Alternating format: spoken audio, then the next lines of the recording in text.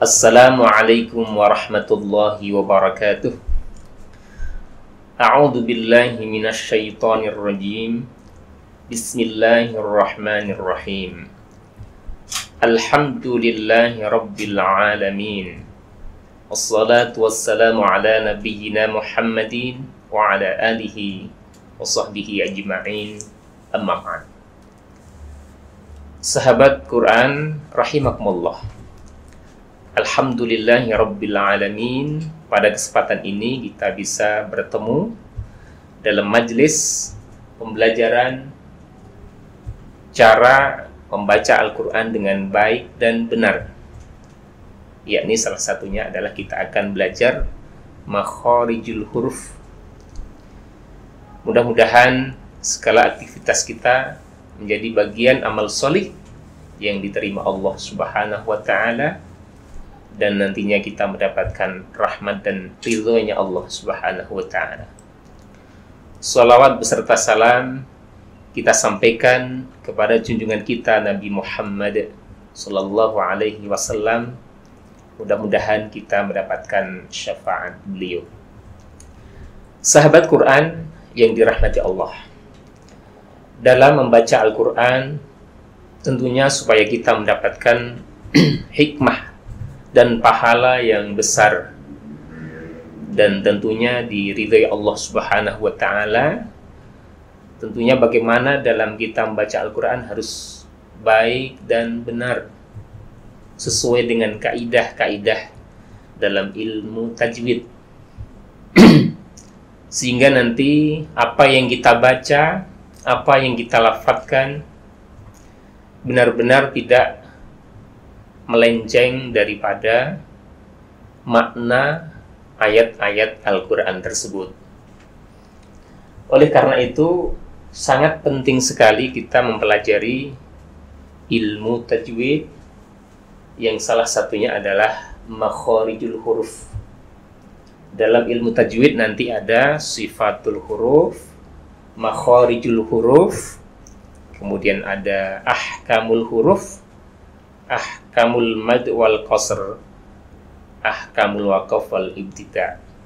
Insyaallah nanti akan kita pelajari bersama-sama, dan mudah-mudahan bisa menjadi bagian amal soleh bagi kita bersama. Baiklah sahabat Quran yang dirahmati Allah, kita akan langsung masuk pada pembelajaran makharijul huruf. Yang pertama kita akan bahas terkait dengan pengertian makharijul huruf. Jadi untuk makharijul huruf itu berasal dari akar kata kharaja, yang berarti keluar. Kemudian di sana akan muncul menjadi isim makan makhraja, yang artinya tempat keluar. Kemudian makhraja itu untuk jamaknya adalah makharij, yang artinya adalah tempat-tempat keluar. Sehingga makharijul huruf artinya adalah tempat-tempat keluarnya huruf. Tentunya dalam hal ini adalah huruf-huruf hijaiyah. Baik, untuk selanjutnya secara umum para ahli qurra itu membagi makharijul huruf atau tempat-tempat keluarnya huruf itu ada 5 bagian. Dari 5 itu nanti akan dirinci lagi menjadi 17 makhraj. Yang pertama adalah al-jauf, artinya rongga mulut. Nanti ada 1 makhraj. Kemudian al-halku atau al-halak, yaitu tenggorokan, ada 3 makhraj. Kemudian al-lisan, yaitu lidah, ada 10 makhraj. Kemudian asyafatain, 2 bibir, ada 2 makhraj. Dan al-khayshum ataupun rongga hidung ada 1 makhraj. Jadi 5 bagian dari makharijul huruf. Baik, selanjutnya kita akan rinci satu persatu untuk al-jauf ataupun rongga mulut. Jadi maksudnya adalah tempat keluarnya huruf itu dari rongga mulut. Nah, huruf yang keluar dari rongga mulut ini adalah huruf-huruf yang merupakan mad tabi'i. Jadi ada 3 huruf. Yang pertama adalah alif, kemudian wawu, dan ya. Itu nanti sebagai mad tabi'i. Alif itu nanti sebelumnya ada harokat fathah, kemudian wawu sebelumnya ada harokat dhammah, dan ya sebelumnya ada harokat kasroh. Sebagai contoh di sini saya tuliskan nuhiha. Jadi nu di sini, nu ini wawunya ini adalah sukun atau ma, sebelumnya ada harakat dhammah. Nah itu suaranya keluar dari rongga mulut. Nuhiha. Hi, selama panjang itu suara terasa dari rongga mulut. Ha, nuhiha. Itu untuk al-jauf ya. Jadi ada 1 makhraj. Untuk selanjutnya yang kedua adalah al-halku ataupun al-halak. Artinya tenggorokan, maksudnya tempat keluarnya huruf-huruf hijaiyah itu berada di tenggorokan. Nah, itu dibagi menjadi 3 bagian. Yang pertama, aqsal halqi. Aqsal halqi itu merupakan pangkal tenggorokan ataupun tenggorokan yang bagian bawah, paling bawah. Hurufnya ada hamzah dan ha. Kemudian yang kedua, wastul halqi. Di sini adalah tengah tenggorokan. Jadi atasnya sedikit daripada pangkal tadi, naik ke atas sedikit. Itu ada makharijul huruf yang hurufnya adalah ha dan a. Ha, a. Kemudian yang ketiga adalah di ujung tenggorokan atau istilahnya adnal halqi. Di situ ada huruf kha dan gha. Kha dan gha. Nah, kita ulang dari aqsal halqi. Di situ adalah hurufnya ada 2, hamzah dan ha. Mungkin nanti sebagai contoh, a mana, a minu, a i u ba, a i u ba. Jadi terasa keluarnya dari pangkal tenggorokan. Sama halnya dengan ha, huruf ha. Ha, hi, hu. Ah, jadi suaranya mengalir ya. Ah, ha, la, ka. Ha, za, hiya. Ah, laka. Itu dari pangkal tenggorokan atau aqsal halqi. Kemudian contoh yang wastul halqi, di tengah tenggorokan. Hamila, hamala, humila, ahmala. Ha, bersih ya. Ha, ahmala.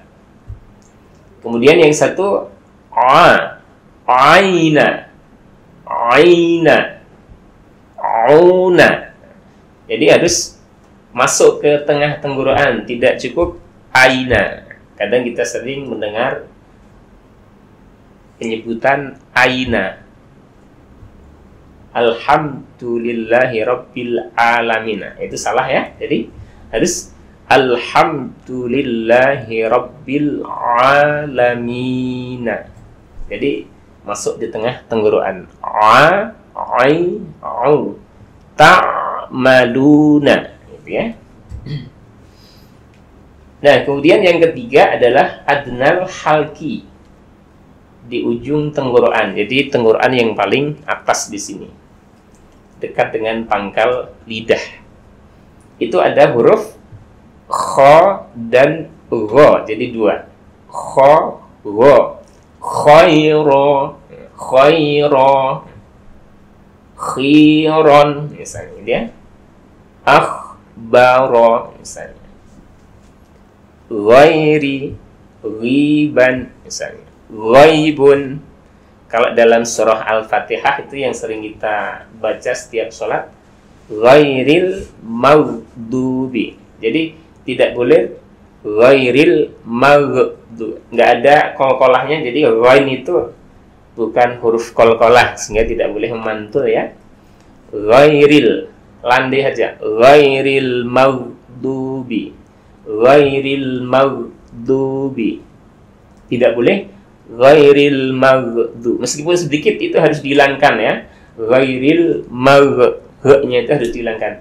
Ghairil maghdubi, nggak usah terlalu ughoi, nggak usah. Jadi ghairil maghdubi, gha, ghi, hu, au. Itu adnal halki, hurufnya ada dua. Baik, berikutnya di sini juga ada contoh makhraj dari al-halku. Dari hamzah itu wa antum, wa antum. Kemudian ilaika, berasal dari pangkal tenggorokan suaranya ya. Hauna, diyarihim, fa'ala. Jadi fa'ala, ain dan ha, ingat itu di tengah tenggorokan atau wastul halqi. Fa'ala, haitsu. Kemudian yang gha dan kha itu adalah di ujung tenggorokan atau istilahnya adnal halqi. Yau ghabu, yau ghabu, gha. Yau ghabu, khairul laka, khairul laka, kha ya. Ya. Begitu contoh untuk makhraj al-halku. Ya, baik, kita akan lanjutkan untuk pada pembagian makharijul huruf yang ketiga ya. Jadi ketiga ini adalah al-lisan. Al-lisan ini adalah lidah. Maksudnya keluarnya huruf-huruf hijaiyah itu dari lidah kita. Itu dibagi menjadi 4 bagian. Yang pertama adalah aqsal lisan. Itu berada di pangkal lidah. Jadi lidah yang paling belakang. Kalau mungkin bisa dicontohkan, ini lidah kita, ini di bagian pangkal lidah. Lidah yang paling belakang ini. Aqsal lisan. Itu hurufnya ada 2, yaitu qaf dan juga kaf. Qaf itu huruf dari pangkal lidah itu nanti ditempelkan ataupun menempel ke langit-langit mulut yang bagian belakang. Jadi keluarnya huruf itu dari pangkal lidah itu nanti menempel pada mulut, langit-langit mulut bagian belakang. Jadi ko, tebal ya. Ko, ti, pu, ko, ti, pu, ko. Jadi suaranya tebal. Ko. Kemudian yang K ini lebih tipis karena menyentuhnya yang agak tengah, jadi tidak usah terlalu ditebalkan. Jadi K, ki, ku, ak, ada hamzahnya. K, ki, ku, ak. Ko, ma, ro misalnya. Ko, ma, qiyamun misalnya. Aqlamun. Kemudian kaifa, kila misalnya. Kun. Nah, misalnya ya. Itu contohnya. Kemudian yang kedua adalah wastul lisan. Itu di tengah di tengah lisan. Hurufnya ada 3, shin, jim, dan ya. Jadi itu keluarnya dari tengah-tengah lisan kita. Contoh untuk pengucapan shin itu sha, sha. Jadi menyebar ya. Sha, shi, shu, ash, syaiton, syaitonu misalnya. Kemudian jim, nah itu jangan sampai keliru. Jim itu dari tengah-tengah lidah. Yang sering itu salah itu jim itu banyak pada melafatkannya itu keluar dari ujung lidah sehingga keluar hamznya. Ja, ji, ju. Nah itu salah ya. Itu berarti dari ujung lidah kalau ja, ji, ju. Tapi keluarnya dari tengah-tengah lidah. Ya, ji, ju, aj. Ajma'ina. Ajma'ina. Ja'alallahu. Jahada. Jadi ya itu dari tengah-tengah lidah. Bukan ja. Kalau ja itu kan otomatis dari ujung lidah. Nah itu salah. Salah makhorijul hurufnya. Ketika salah makhorijul huruf, berarti nanti bisa jadi maknanya juga menjadi salah. Maka di sini pentingnya kita mempelajari makhorijul huruf dan kita melafadzkan sesuai dengan kaidah-kaidah makhorijul huruf. Kemudian ya, ini ya lebih mudah ya, sama dari tengah-tengah lidah. Ya'maluna, landai aja. Ya'maluna. Ainama. Yaqiluna, misalnya gitu ya. Nah, itu postul lisan. Kemudian yang ketiga, bagian yang ketiga dari al-lisan adalah hafatul lisan, tepi lisan. Jadi kalau kita istilahkan ini adalah lisan atau lidah kita itu jadi bagian tepi, bisa tepi kanan, bisa tepi yang sebelah kiri ya, sama aja. Itu di situ ada makhraj dot dan la. Jadi ada makhraj huruf dot dan la. Itu dari tepi lisan kita keluarnya. Dot itu keluarnya dari pangkal lidah yang belakang sampai ke tengah. Itu untuk ya dot ya, dot. Kemudian untuk yang lisan yang lam itu dari tepi lisan kita yang tengah ke depan. Itu keluar makhraj lam. Nanti akan menyentuh kepada gusi atas untuk yang lam. Untuk yang dot itu menyentuh kepada gigi geraham yang bagian atas tadi. Do, di, du, ob, hakan misalnya. Kemudian la biasa aja. La, li, lu. Lailatun misalnya. Lilun misalnya. La'allakum misalnya. La. Jadi biasa aja untuk la landai untuk melafadzkannya. Jadi ini ya, ada 2 huruf untuk yang hafatul lisan yang tepi lisan atau tepi lidah ya.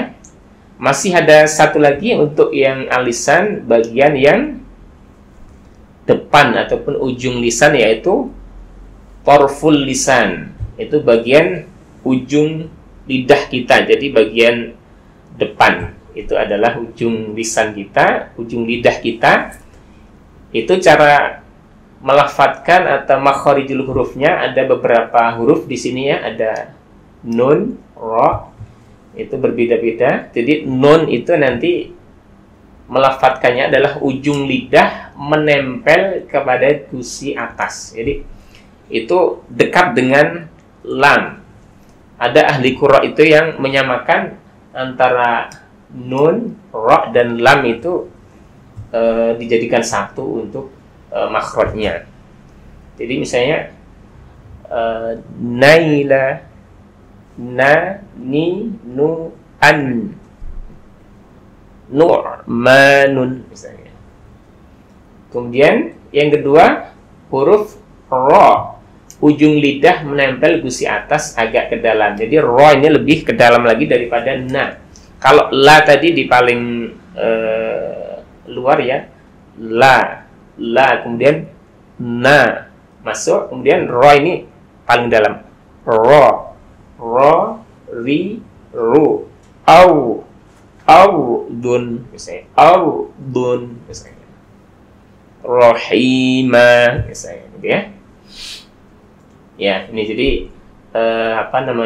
di situ lidah kita sangat berperan bagaimana nanti bisa kalimat-kalimat ataupun huruf-huruf hijaiyah ini bisa pas dalam melafadzkan. Maka dalam menekankan ataupun nempelnya itu harus tepat, harus benar.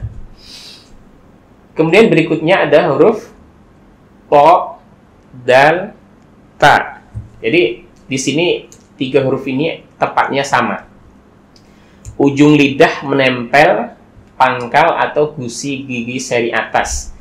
Jadi gigi seri itu yang depan ini, kemudian gusi gigi seri itu adalah pangkal ataupun tempat tumbuhnya gigi itu. Nah, itu huruf po itu ditempelkan di situ, ditekankan di situ. Po itu yang paling kuat untuk ketebalannya. Po, di, u, op, po. Poiron, tiron misalnya. Jadi po ini paling kuat untuk penekanan dan tebalnya itu sangat kelihatan. Kemudian untuk huruf dal itu sama, penempelannya juga di pangkal ataupun gusi gigi seri yang atas. Da, jadi ujung lidah kita, ujung lisan kita itu menempel di pangkal gigi seri atas. Da, di, du, ada, madadna, bukan da, di, du ya. Ini sering banyak sekali yang melafadzkan da, di, du, bukan ya. Kalau itu berarti salah makhrajnya. Maka di sini harus kita luruskan supaya tepat. Jadi ujung lidah kita, ujung lisan kita itu menempel atau menekan kepada pangkal gigi seri atas. Da, di, du, ad. Nah, itu untuk yang dal ya. Kemudian ta. Ta juga sama. Untuk makhrajnya sama. Ujung lidah menempel kepada pangkal gigi seri yang atas. Ta, ti, tu, at. Nah, jadi di sini jangan sampai salah. Kadang sering itu muncul hamesnya itu menjadikan salah karena menjadi ujung lidah itu menempelnya bukan di pangkal gigi seri tapi menempel di ujung gigi seri.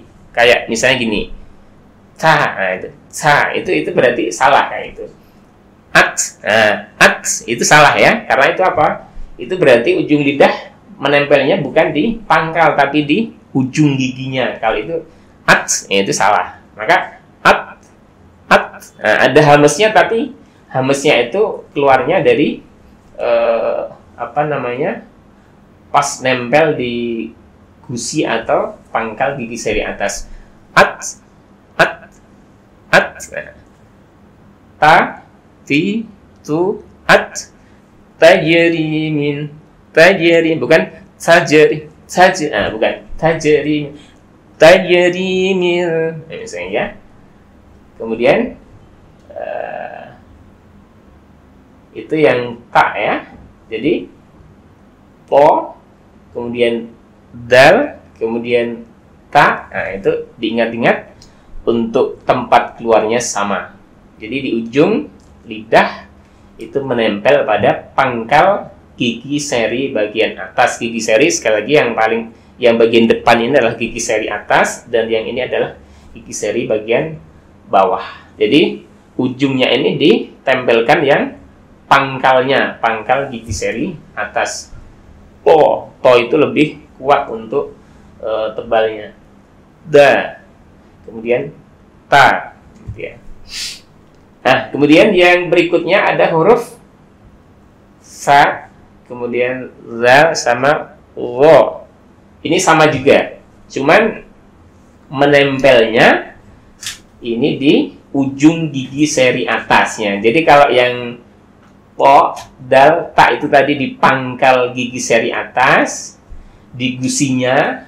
Kalau yang sa, za, kemudian ro, ini di ujung gigi seri atas menempelnya. Jadi agak keluar suaranya, agak keluar. Jadi kayak sa, si, su, as. Nah, kayak digigit ya.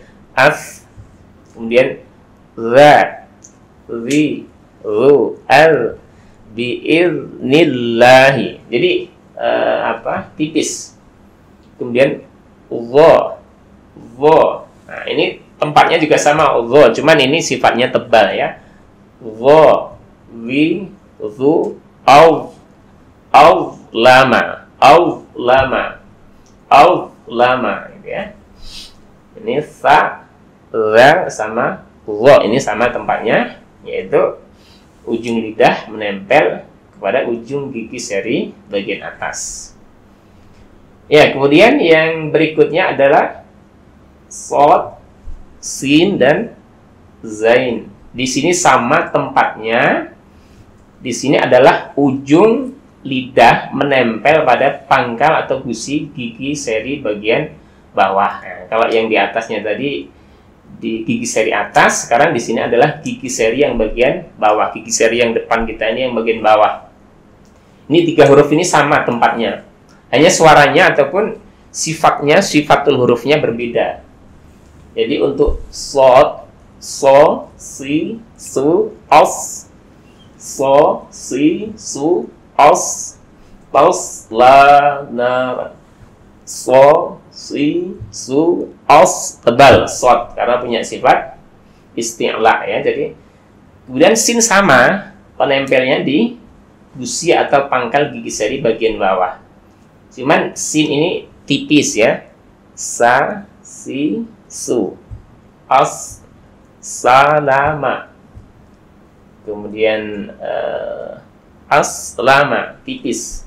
Kalau yang as, namun misalnya. As, so, solihina misalnya gitu ya. Saumun, siyamun.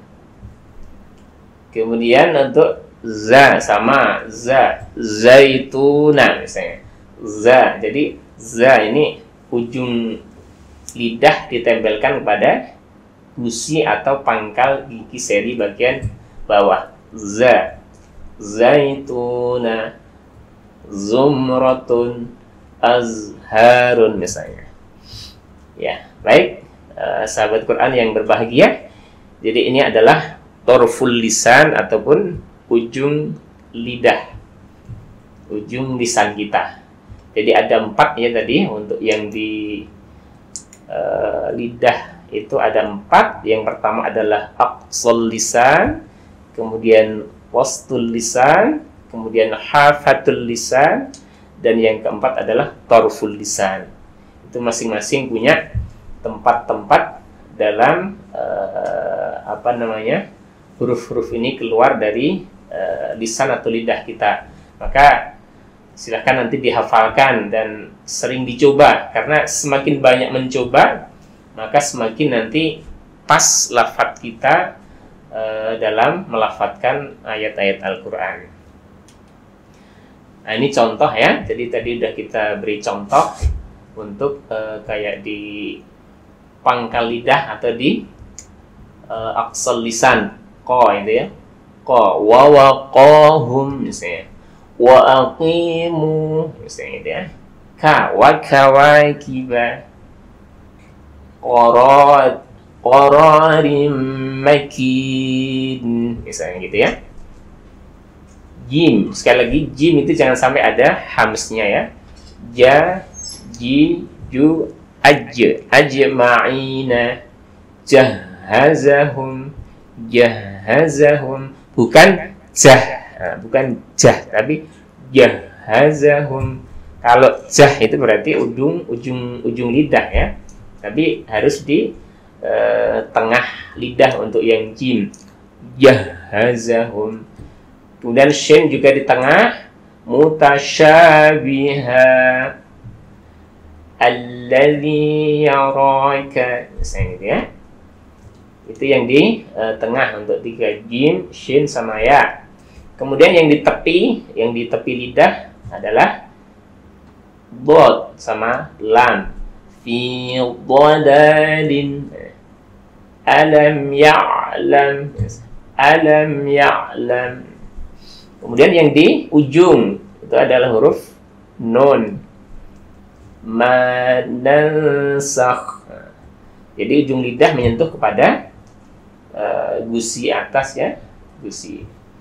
Kemudian ro juga menyentuh kepada gusi tapi lebih ke dalam lagi. Kharajta. To ini ujung lidah menyentuh kepada pangkal gigi seri bagian atas. To, ti, tu, to. Jadi bibir ataupun bibir syafatain kita itu tidak perlu ikut gerak untuk yang to ini ya. Jadi kecuali yang domah ya. Jadi to, jadi bukan to, bukan po. Nah, kalau gitu berarti salah makhrij ya. Makhrijul hurufnya salah kalau sampai memonyongkan ya. To. Tapi cukup to. Jadi cukup ujung lidah ini ditempelkan di pangkal ataupun gusi gigi seri bagian atas. To. Kemudian da juga sama ya. Da. Sekali lagi da ini jangan sampai salah, jangan da, tapi da, di, du, ad, madad ya. Nah, kemudian untuk ta sama ini juga jadi ta, da sama po itu sama. Ujung lidah menempel pangkal gigi seri bagian atas. Tatanazzalu gitu ya. Bi rahmatihi. Nah, gitu ya. Ra, zal, fa ini sama. Jadi kalau ini ujung lidah menempel pada ujung gigi seri bagian atas. Zo ya. Za. Kemudian fa sama ini. 3 tempat ini sama tempatnya. Hanya bedanya adalah sifatul hurufnya yang bedakan. Tebal tipisnya nanti berbeda sesuai dengan masuk sifat mana ya. Kemudian so, sa sama za ini juga sama. Ujung lidah yang di sini menempel pada pangkal atau gusi gigi seri bagian bawah. Asobatum. So itu lebih tebal karena dia punya sifat isti'la. Sabili. Nah, tipis ya. Sabili. Kemudian azamta. Jadi ujung lidah menempel gusi bagian bawah yang gigi seri. Ya, baik sahabat Quran yang dirahmati Allah. Kita akan lanjut pada bagian yang keempat, yaitu asyafatain.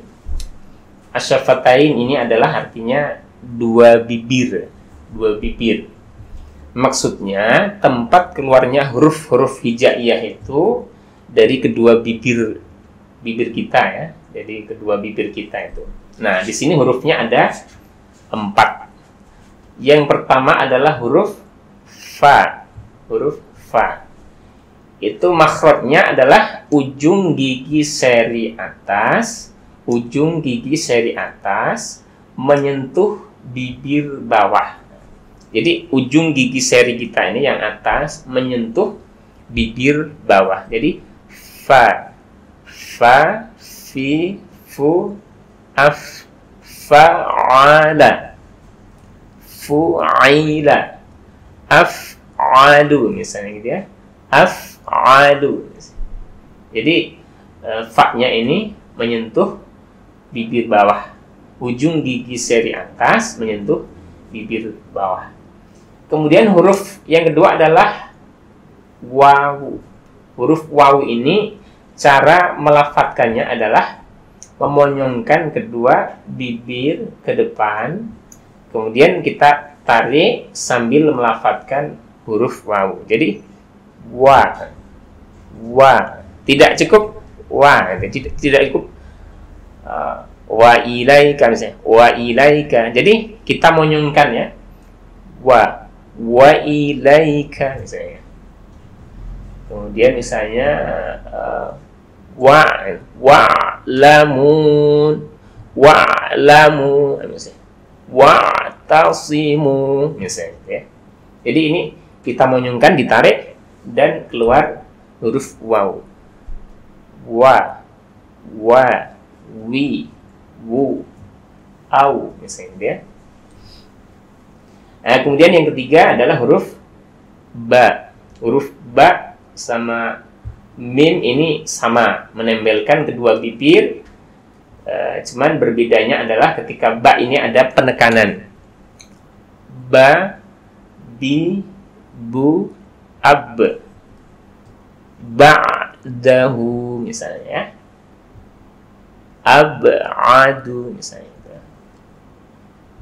Kemudian yang mim itu misalnya mana'a misalnya, minkum amwala misalnya ya. Jadi kedua bibir ini saling menempel. Yang mim tanpa penekanan, yang ba ini ada penekanan. Jadi asyafatain di sini cukup mudah kita mengingatnya. Ada 4 huruf ya. Jadi fa, kemudian wa, ba, mim. Jadi wa, ingat ya. Jadi kita monyongkan untuk kedua bibir, kemudian kita tarik dan keluarlah lafaz wa gitu ya. Nah, ini contohnya ya. Fa'fu misalnya. Wa fikum. Kemudian basirun. Mim wa ni'ma. Jadi ma-nya ini kedua bibir menempel tanpa ada penekanan. Wahaja.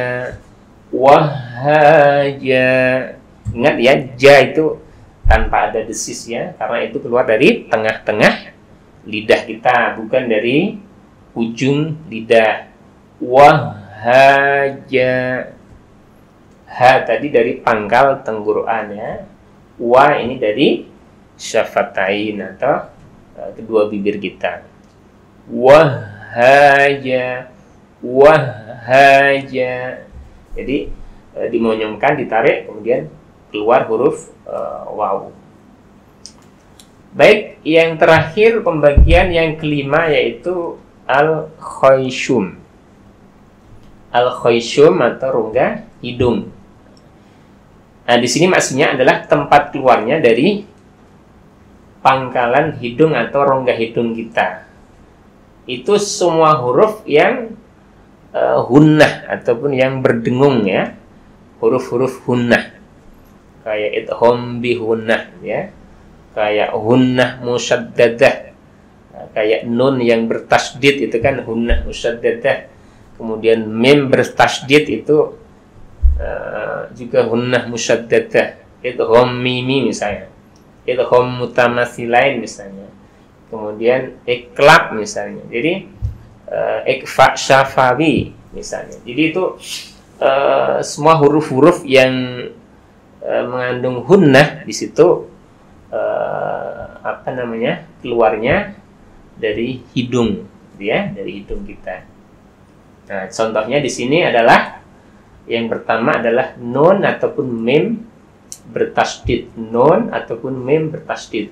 Nun bertasydid, mim bertasydid, atau diistilahkan hunnah musyaddadah, berdengungnya karena ada tasydid. Itu di situ keluarnya dari hidung untuk hunnahnya ya, untuk dengungnya. Tapi kalau untuk huruf-hurufnya itu nanti kembali kepada pembagian makharijul huruf yang tadi sudah kita pelajari. Kayak misalnya manna'il lil khairi, misalnya gitu ya. Jadi di sini yang mim, non di sini yang keluar dari hidung kita. Kemudian untuk huruf-huruf yang lain di sini menyesuaikan dari makharijul huruf yang tadi sudah kita pelajari. Ajalum musamma, gitu ya. Jadi di sini ada keluar dari hidung. Kemudian yang kedua contohnya idgham bihunnah, kemudian iqlab dan ikhfa hakiki. Idgham bihunnah, lan nasbira, misalnya. Lan, nah di sini ada apa namanya?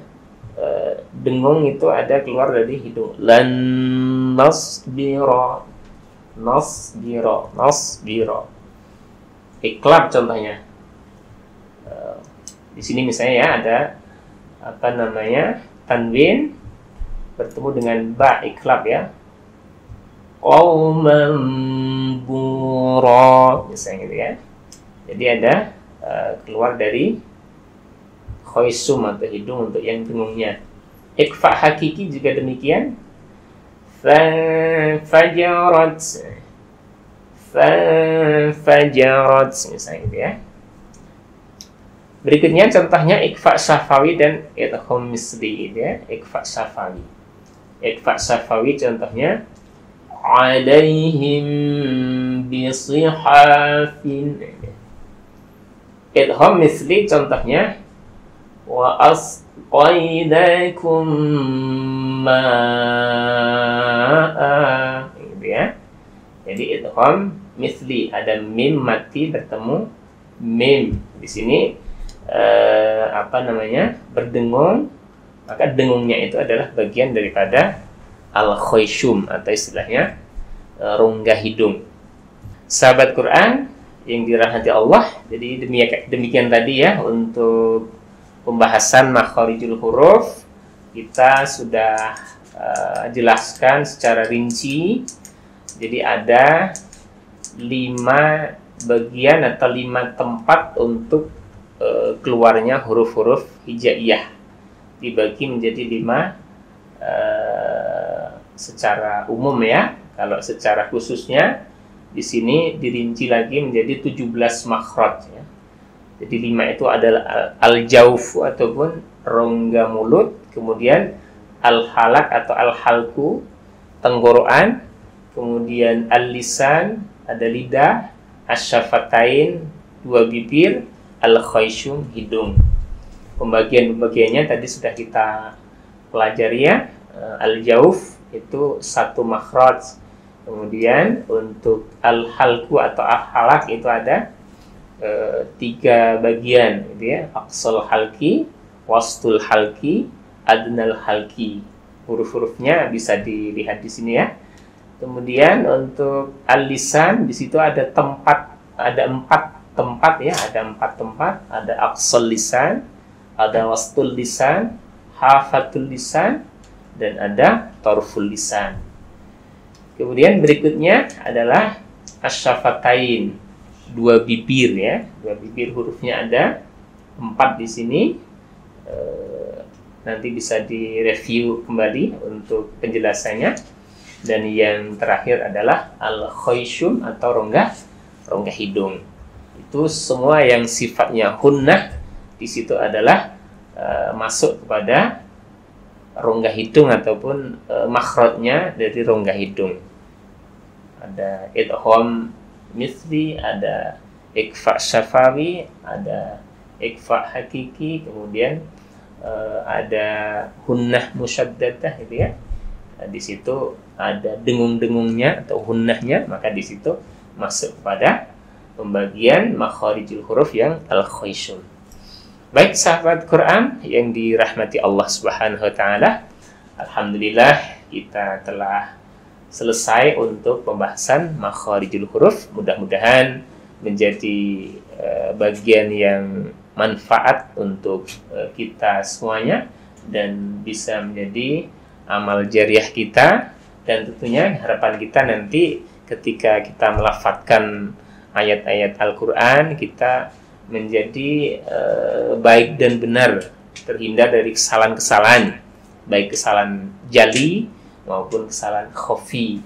Karena itu nanti ketika salah dalam melafadzkan, salah dalam penempatan ataupun dalam keluarnya huruf-huruf hijaiyah tadi, nanti bisa membuat kesalahan makna.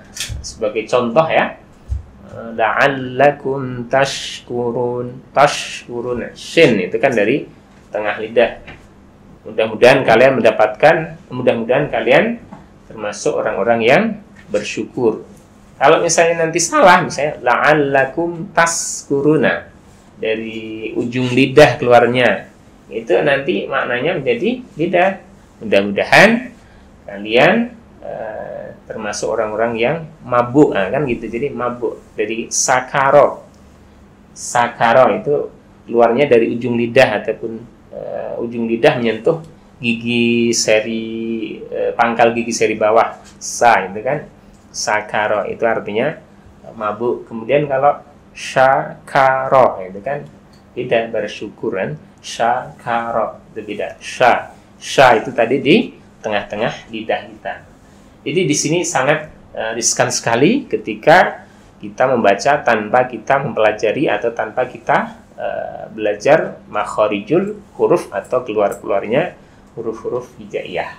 Demikian, kurang lebih mohon maaf. Assalamualaikum warahmatullahi wabarakatuh.